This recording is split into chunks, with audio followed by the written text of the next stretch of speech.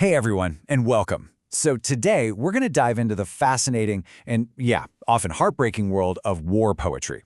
For centuries, poems about battle were all about glory, honor, heroism, the whole shebang.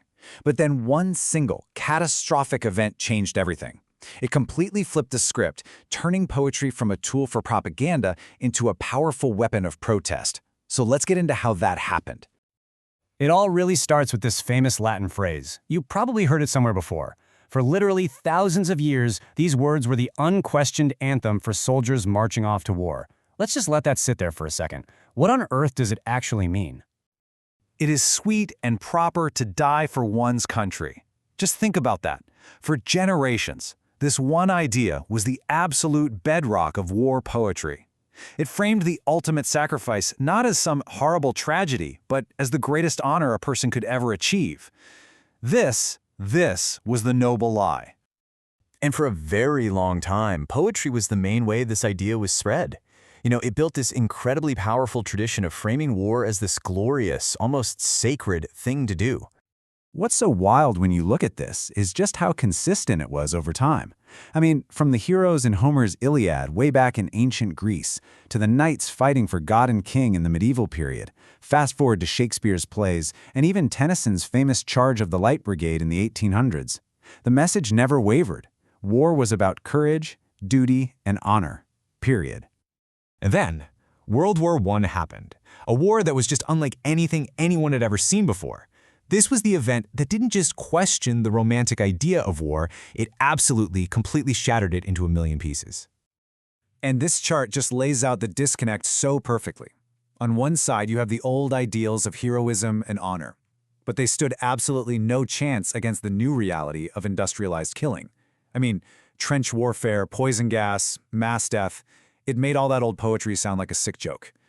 The glory was just gone, replaced by trauma and this overwhelming sense of futility.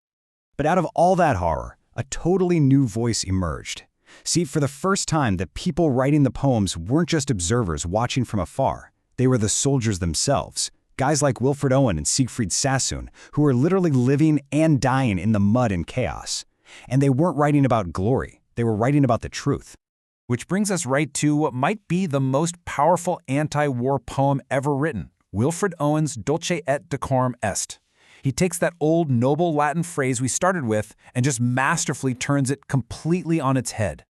So this begs a really important question, right? How can a poem, something we usually think of as beautiful and artful, become a weapon? How can it possibly fight a war against war itself? Well, the answer is all in the incredible tension Owen builds into it. The genius of the poem is right here.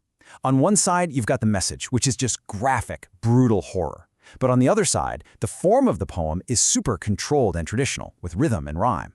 It's this clash, this collision between the ugly, ugly truth and the beautiful way it's told that just punches you in the gut. It's a carefully built testimony, not just a random scream of anger.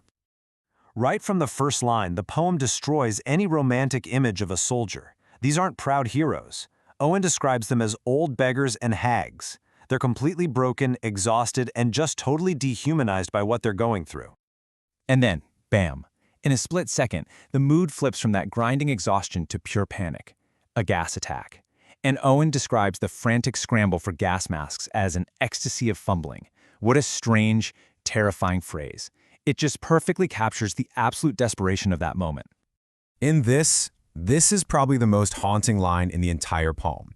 Owen is forced to watch a fellow soldier who couldn't get his mask on in time choke to death. He doesn't just say the guy died, no, he uses this chilling metaphor of a man drowning in a green sea of poison gas. It's so surreal and at the same time agonizingly real.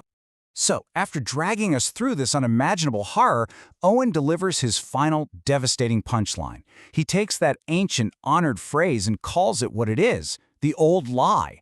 He reclaims those words that sent so many young men to their deaths and exposes them for what they are, a hollow piece of propaganda. Owen's work really marked a point of no return. After World War I, poetry could never go back to just blindly glorifying war.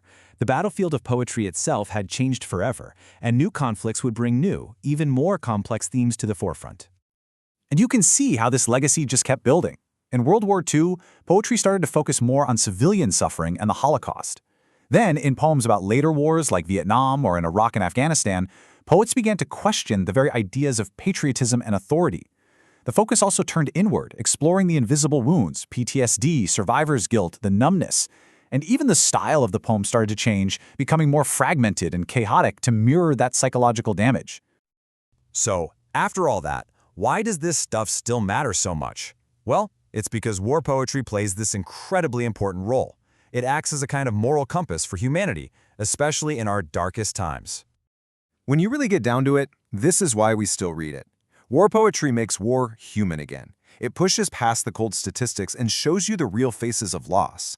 It's a powerful testimony that stands up to the propaganda that so often starts these conflicts. It gives a voice to everyone who's affected, not just soldiers, but civilians and families too. And it forces us to ask those huge questions about morality and what it even means to be human. The words of all these poets, from Homer all the way to Wilfred Owen, and the voices we hear today, they preserve the true human cost of conflict. They are a memory, they are a warning, and they are a testament. And so, that leaves all of us with a final question. What is our responsibility in listening to these voices and making sure their stories are never forgotten?